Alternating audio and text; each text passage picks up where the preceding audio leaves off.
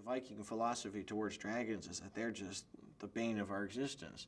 And rightly so. They do kind of just ruin the Vikings' days all the time. They constantly have to rebuild houses. The sheep are constantly getting stolen. That's no fun. It's like pretty inconvenient.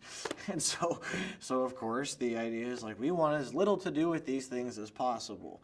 And as a result, killing a dragon in the Viking culture takes on, it's a rite of passage. And it's to slay a dragon means that you've gone through your bar or bat mitzvah. You've become a man or a woman.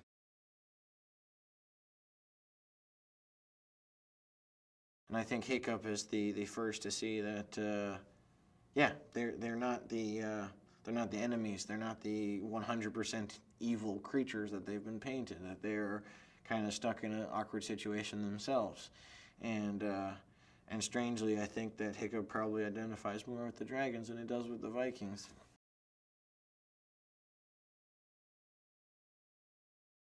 Chris and Dean are just some of the greatest guys I've ever worked for. They have such a specific, unique vision and take on things, and they're incredible collaborators, and they just have amazing hearts. And they wanted me to feel free to contribute and take ownership of the character, and they were always there to steer me in different directions. And yeah, I'm surprised. A lot of the stuff I came up with ended up in the movie. And then I see, yeah, those little posture things and little facial expressions, and yeah, it's a surreal experience.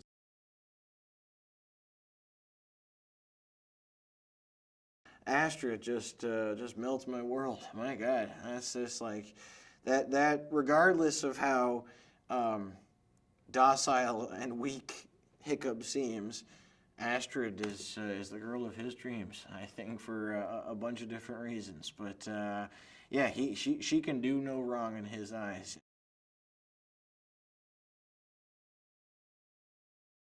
I think that everyone has something to offer.